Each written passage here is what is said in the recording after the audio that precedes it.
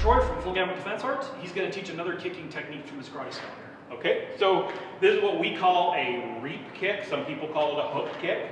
So like all of our other kicks in my style, they're deceptive. I'm coming in, chambering as though I'm going to do a front kick.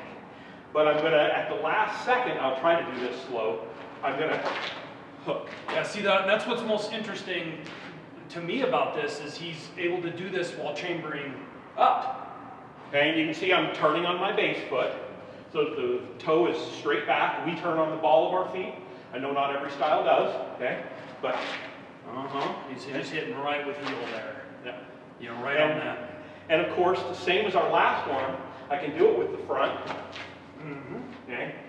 We do also have it in a spinning technique, which is harder to show. I'm going to do it with my left. Okay. So I'm coming around. I am coming up from the side, but I'm coming up doing a side kick and hooking. So that's a bit different when you do it spinning. Sure. Boom. That's it. Yeah. Okay, and we're hitting with our heel. If you want to, you can extend the foot and hit with the ball of the foot or the whole bottom of the foot. We tend to hit with our heel.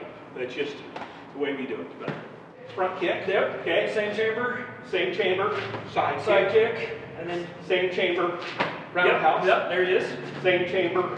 And then he's so same chamber for all of them. So you can't tell what's happening until it's too late at the very end. Yep. Awesome. Yeah, that's awesome. Thank you.